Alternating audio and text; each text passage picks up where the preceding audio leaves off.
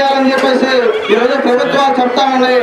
కానీ మనకు ఈరోజు గతంలో అయితే ఐటీఐ నుంచి 6 కోట్ల రూపాయల బడ్జెట్ ని మంజూరు చేసినప్పటికీ ఆ రోజు అంత ఇంత అభివృద్ధి చెందిందనే ఉద్దేశంతో కాదు. ఈ రోజు ప్రస్తుతం మన రాష్ట్రంలో SC/ST సప్లైని ఏర్పాటు చేసిన తర్వాత ఈ రోజు అదే 6 కోట్ల రూపాయల బడ్జెట్ ని ఈ రోజు 15 కోట్ల రూపాయల బడ్జెట్ ని ప్రవేశపెట్టి ఈ రోజు ప్రత్యేకంగా ఈ జిల్లాలో ఉన్నటువంటి ఐటీఐ ద్వారా కేవలం యానాదుల కోసం ఈ రోజు 15 కోట్ల రూపాయల బడ్జెట్ ప్రవేశపెట్టి ఉద్దేశంతో చాలా మంది నిరుత్సాహమైనటువంటి వారి యొక్క కుటుంబం కోసం ఆలోచిస్తున్నారు తప్ప కేవలం జాతి కోసం అయితే మటుకు ఆలోచించే సందర్భాలు చాలా మంది లేవు.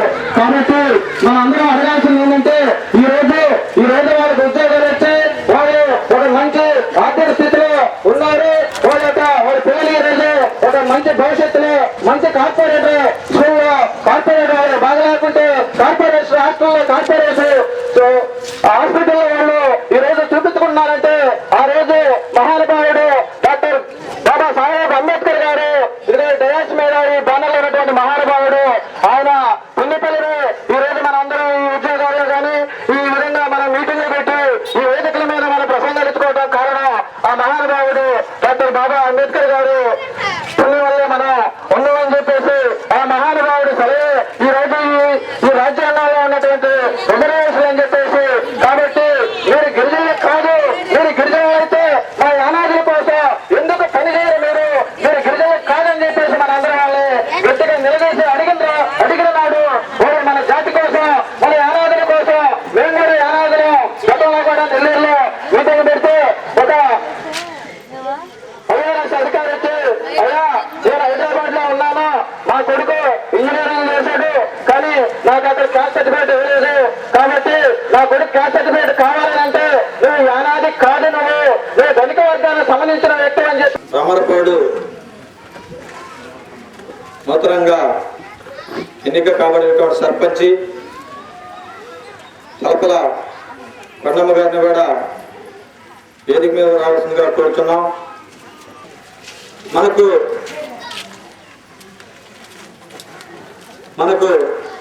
మనకంటూ మెరుగుపడే విధంగా ప్రతి ఒక్కరూ తయారు కావాలి. ఆ భాగంలోనే మనం మన యొక్క జీవన శైలిని అందరికి మా కమిటీ మెంబర్లు, మా కమిటీలో నేను ఒక్కదాన్ని ఆడ మనిషిని, అందరూ మగవాళ్ళే. అయినా కానీ నన్ను కూడా ఒక మగ మనిషిలాగే భావించుకుంటారు. ఎందుకంటే హైదరాబాద్ పోయినా ఎక్కడికి పోయినా 10 మందిలో నేను ఒక మగ మనిషి లెక్కనే. నేను కూడా ఆడ మనిషిని మర్చిపోయా. అసలు ఈ కమిటీలో తిరిగి నేను అసలు ఆడ మగ నాకే తెలియదు. అలాంటిది నా పరిస్థితి. కానీ మా గ్రామాల్లో కొంతమంది ఏందోలే ఏమో మన ఇళ్ళకి వస్తుంది తిరుగుతుంది, మనలో ఒక శుభ్రాలే కదా, ఆడ మనిషి కదన్న భావం మాలో ఉంటుంది మా వాడికి. కానీ నేను బయట పడను. ఎందుకంటే మనం పుట్టింది యానాది. మనకెందుకు వాడికి ఎందుకు వచ్చినా తింటా, వాడు పచ్చడి వేసినా తింటా, వాళ్ళ ఇళ్ళలోనే పడుకుంటా. ఇల్లు కూడా మర్చిపోయాను నేను. ఎందుకంటే యానాదులకి ఏదో సేవ చేయాలి, మన వాళ్ళని మనం రక్షించుకోవాలి అన్న పట్టుదలే నాది. కాబట్టి మనము పిల్లలందరినీ బడికి పంపుకోవాలి. ముందు నేను మన పిల్లలు మనం చదివించుకున్నాం అనుకో, నాలాగా అమాయకంగా చదువు లేకుండా ఉండరు కదా. ఒక అధికారి కాడికి వెళ్ళి మాకు ఈ ఉన్నాయి, మా యానాదులకి ఇట్లాంటి ఉద్యోగాలు ఉన్నాయి అనేది మనం అడుక్కోవచ్చు. రెండోది, మన మగవాళ్ళు పనికి వెళ్తారు, 400 తెస్తారు, ఏం సుఖం ఏట్లోకి వస్తాం, ఇంటికి వస్తాము, కూర చేయలేదు అది చేయలేదని లగాయింపు. ఈ లగాయింపు పడలేక ఈ ఆడమనిసి ఈ పెనీకి వదిలేసి వెళ్ళిపోతాం. నేను అన్నానని బాగుపడద్దు, ఎవరు కూడా మగవాళ్ళు కానీ ఆడవాళ్ళు కానీ మన పరిస్థితులు అలాంటివి. కాబట్టి ఆడ మనుషులో కూడా ఓర్పు ఉండాలి, మగ మనుషులో కూడా సహనం ఉండాలి. ఏంటంటే అవతల వాళ్ళు ఎంత డెవలప్ అవుతున్నారు, మనం ఎందుకు అవ్వలేకపోతున్నాము, మనం ఎందుకు సంపాదించుకోకూడదు అన్న పట్టుదల మనలో ఉండాలి. ఓకే. రెండోది, మనం ఒక గ్రామంలో ఉన్నామంటే 4 భాగాలు ఉంటున్నాం. ఒకళ్ళు ఒక తట్టు, ఒకళ్ళు ఒక తట్టు. వాళ్ళని చూసి నాకు అలుపు వచ్చేసింది. ఎందుకంటే వాళ్ళందరినీ ఒక ఇక్కడికి కూర్చలేము.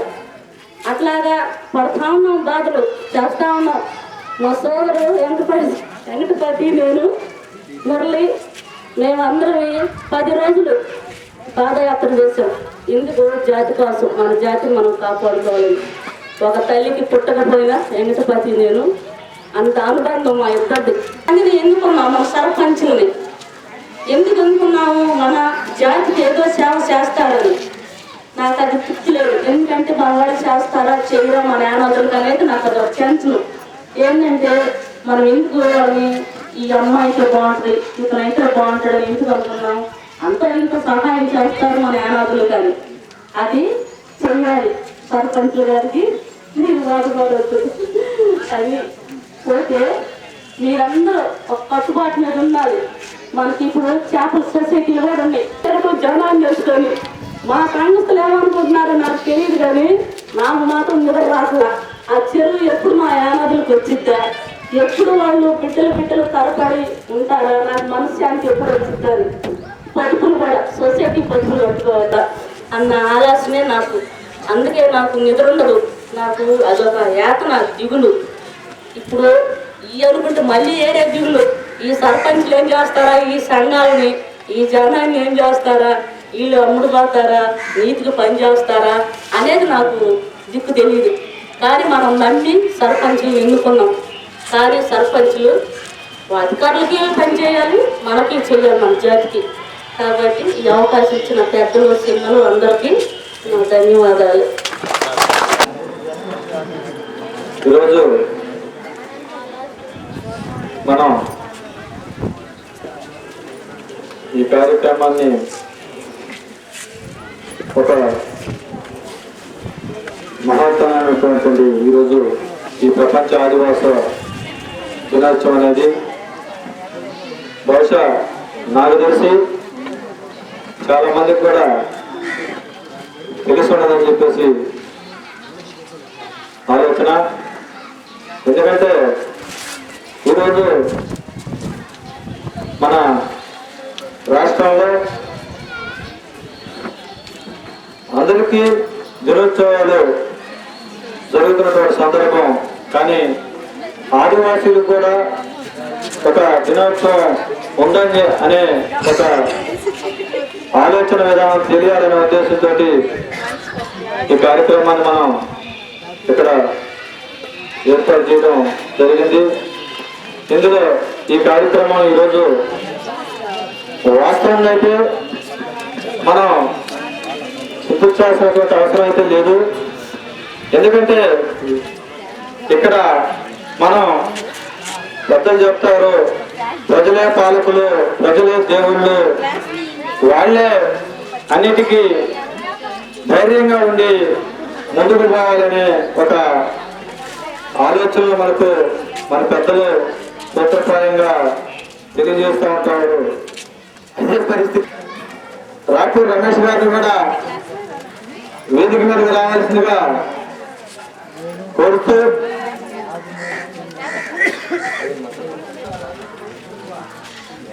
ఈ గిరిజన ఐక్య వేదిక చైర్మన్ అధ్యక్షులు గారికి, మన వెంకటపతి బాపట్ల వెంకటపతి గారికి, ఈ వేదిక పైన ఉన్నటువంటి ఈ గిరిజన నాయకులందరికీ అసలు మనం ఏమి తెలుసుకోవాలి, ఏ విధంగా ఉండాలి,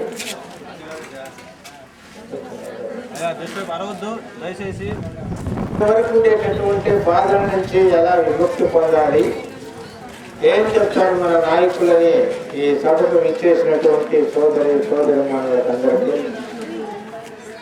నా యొక్క మనఃపూర్వక వందనాలు. చాలా విషయాలు చెప్పారు.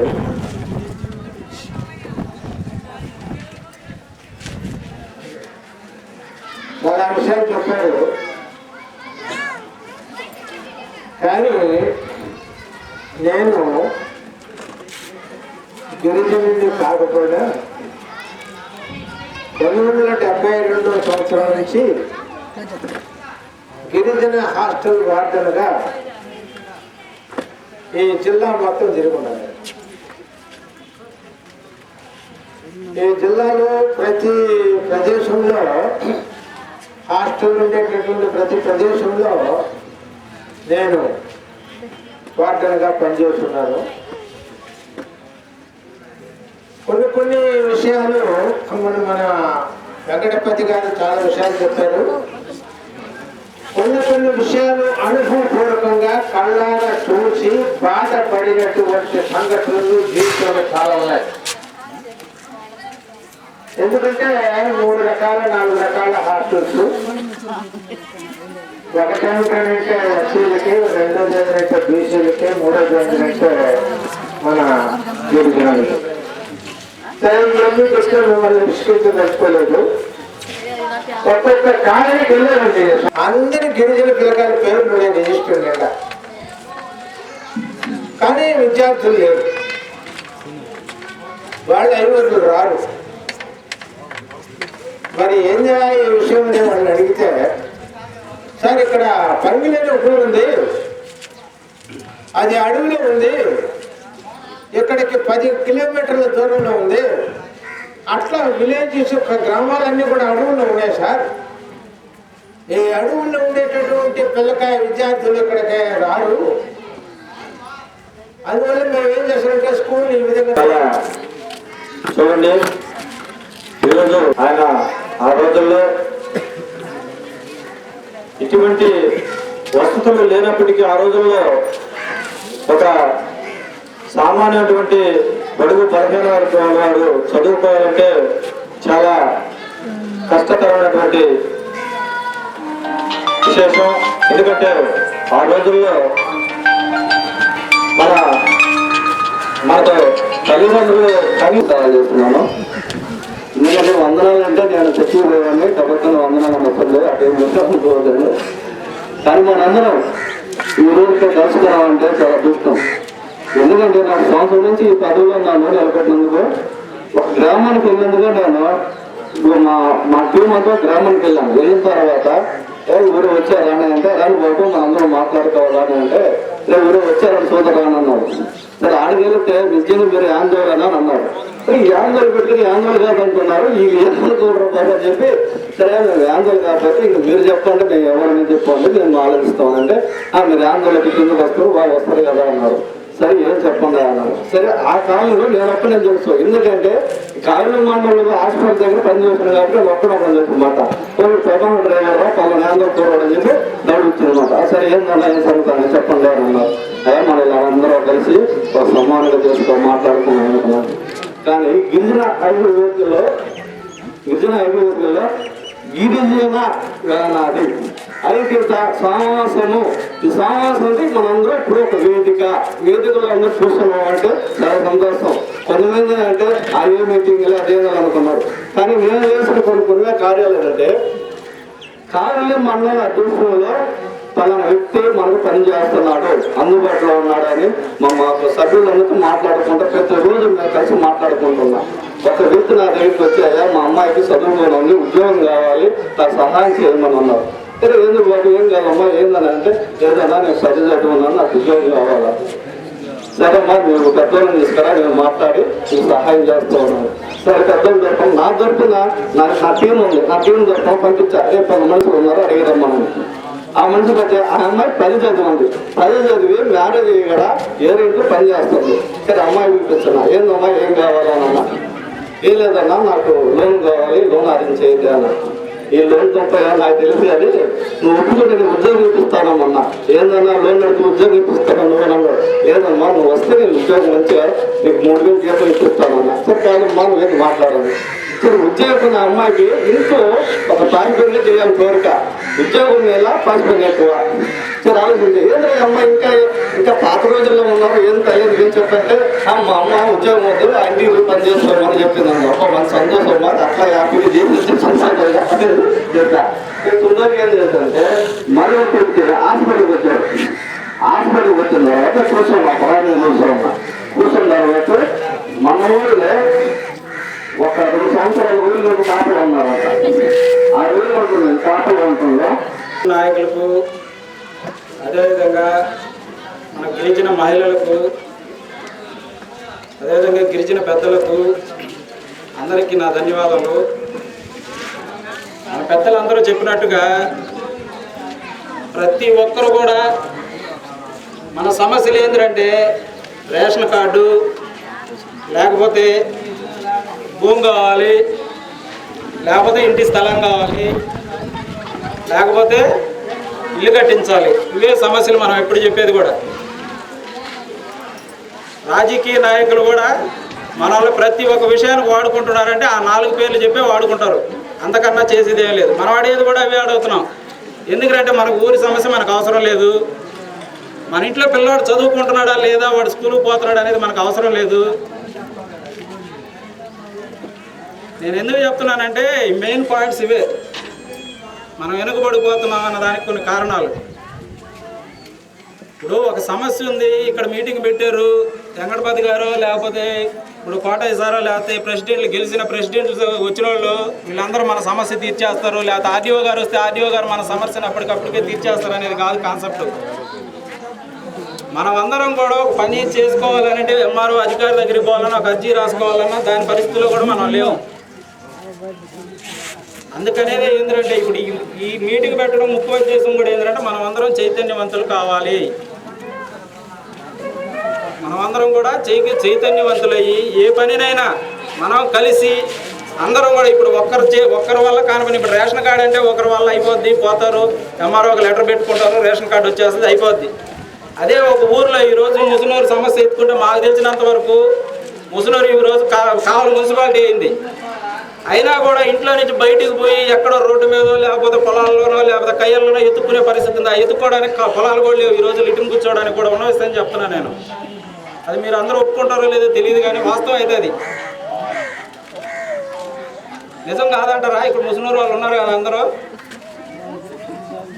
ఎందుకంటే అది ఎవరు అడగలేదు ఇంతవరకు అయితే. ఎప్పుడు పేపర్ స్టేట్మెంట్లు వచ్చింది లేదు, ఎవరు చేసింది లేదు. అసలు ఎవరు వాళ్ళకి సమస్య అనేది చెప్తున్నా మీకు.